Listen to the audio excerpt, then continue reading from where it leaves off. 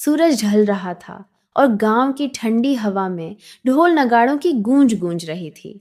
नव विवाहिता प्रिया अपने पति सतीश के साथ अपनी ससुराल की चौखट पर पहली बार कदम रखने वाली थी। कार से उतरते ही उसकी नजरें जमीन की ओर झुक गईं और दिल में एक अजीब सी बेचैनी थी। ससुराल का आंगन रंग बिरंगी रंगोली और दियों की जगमगाहट से सजा था, मानो कोई नया उत्सव शुरू होने वाला हो। चारों तरफ खुशी और उत्साह का माहौल था। परिवार के लोग मुस्कुराते हुए प्रिया का स्वागत करने को तैयार थे। सतीश ने प्रिया की ओर देखा। उसकी आंखों में प्यार और विश्वास की चमक थी। प्रिया ने शर्माते हुए नजरें नीचे कर लीं, लेकिन उसके होंठों पर हल्की सी मुस्कान थी। प्रिया की सास गंगा देवी आगे बढ़ी और एक सजी हुई थाली प्रिया की ओर बढ़ाई। थाली में रोली, फूल, मिठाई और शगुन का सामान था। गंगा जी ने प्रिया से चावल से भरा कलश हल्के से पैर से छूने को कहा। प्रिया ने दायां पैर आगे बढ़ाया और चौखट पार की। तभी गंगा जी ने फूलों की पंखुड़ियां हवा में उछाल दी और घर में मौजूद लोग खुशी से तालियां बजाने लगे। आंगन में प्रिया का स्वागत रस्मों के साथ शुरू हुआ। हर कोने में हंसी मजाक और उत्सव का माहौल था। गंगा जी ने प्रिया के माथे पर टीका लगाया और आशीर्वाद देते हुए कहा, बेटी, तुम इस घर की शान हो। अपने प्यार और समझदारी से इस घर को और सुंदर बनाना। उनकी आवाज में गर्मजोशी थी, जिसने प्रिया के मन को थोड़ा सुकून दिया। लेकिन मन में एक अनजाना सवाल भी था।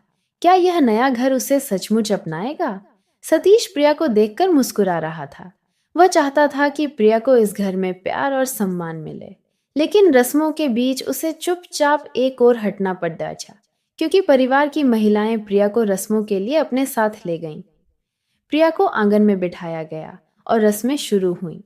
बीच बीच में सतीश की नजरें प्रिया से टकरातीं और प्रिया का दिल जोर जोर से धड़कने लगता। उसकी आंखों में नई जिंदगी की चमक थी, मगर मन में सवाल भी थे। क्या यह परिवार उसका होगा? रस्मों के बाद गंगा जी प्रिया को अपने कमरे में ले गईं। उन्होंने बड़े प्यार से कहा, बेटी, तुम अभी नई आई हो। इस घर की जिम्मेदारियां मैं संभाल लूंगी। तुम बस अपने नए जीवन का मजा लो। रसोई या घर के काम की चिंता मत करो। प्रिया को उनकी बात सुनकर राहत मिली। उसने सोचा कि शायद उसकी सास वाकई बहुत दयालु है। प्रिया ने गंगा जी को गले लगाया और बोली, माँ जी, आप इतना प्यार दे रही हैं। मैं भी इस घर के लिए कुछ करना चाहूंगी। आखिर मैं इस परिवार का हिस्सा हूँ। गंगा जी मुस्कुराई और बोली, बस बेटी, तुमसे यही उम्मीद थी। तुम अच्छे घर की बेटी हो। तुम्हें सब सिखाया गया होगा। प्रिया को गंगा जी की बातें मीठी लगीं। उसे लगा कि वह इस घर में आसानी से ढल जाएगी। लेकिन जैसे जैसे दिन बीतने लगे, प्रिया को गंगा जी की बातों के पीछे छुपा सच समझ आने लगा। पहले कुछ दिन गंगा जी ने प्रिया को रसोई में ज्यादा काम नहीं करने दिया। वे कहती, तुम आराम करो, मैं सब संभाल लूंगी। लेकिन जल्द ही प्रिया ने देखा कि गंगा जी उसे छोटे छोटे काम सौंपने लगीं। सब्जियां काटना, मसाले पीसना, बर्तन साफ करना। गंगा जी हर काम पर नजर रखती थीं और प्रिया को बार बार टोकती थीं, ऐसे नहीं बेटी, मेरे तरीके से करो। धीरे धीरे प्रिया को एहसास हुआ कि गंगा जी रसोई पर पूरा नियंत्रण रखना चाहती थीं। वे सारी सामग्री की मात्रा खुद तय करती थीं और प्रिया को सख्ती से कहती थीं कि उससे ज्यादा कुछ इस्तेमाल न करे। नतीजा यह होता कि खाना हमेशा कम पड़ जाता। प्रिया को अक्सर भूखा रहना पड़ता। उसने कई बार गंगा जी से कहा कि खाने की मात्रा बढ़ाई जाए, लेकिन गंगा जी टाल देती। बेटी, बर्बादी नहीं करनी चाहिए। जितना बनता है उतना ही ठीक है। एक दिन प्रिया की तबीयत खराब हो गई।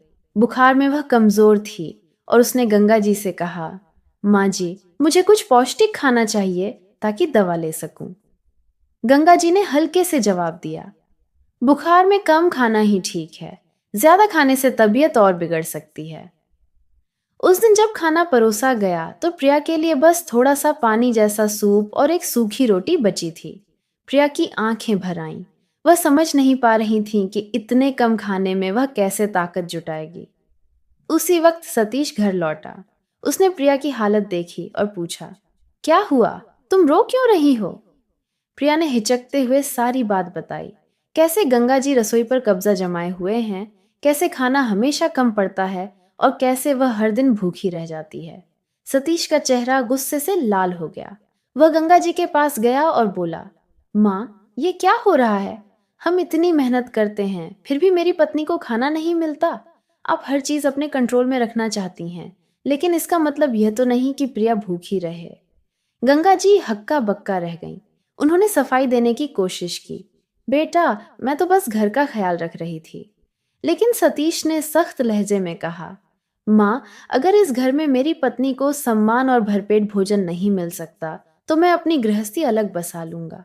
मैंने आपकी बात मानकर शादी की थी, लेकिन इसका मतलब यह नहीं कि मेरी पत्नी को तकलीफ सहनी पड़े। गंगा जी को अपनी गलती का एहसास हुआ। वे चुपचाप अपने कमरे में चली गईं। सतीश ने प्रिया को गले लगाया और कहा, तुम चिंता मत करो, मैं तुम्हारे लिए अब भी खाना बनाता हूँ। उसने प्रिया के लिए गर्मा गर्म खिचड़ी बनाई और दवा लेने के बाद प्रिया को थोड़ा सुकून मिला। उस दिन के बाद गंगा जी ने रसोई में दखल देना बंद कर दिया। प्रिया अब अपने मन से खाना बनाती और सबके साथ खुशी खुशी खाती। उसने धीरे धीरे घर के कामों में अपनी जगह बनाई और सतीश हमेशा उसके साथ खड़ा रहा। प्रिया को अब यकीन हो गया था कि पति का साथ हो तो कोई भी मुश्किल आसान हो सकती है। पूरा वीडियो देखने के लिए धन्यवाद।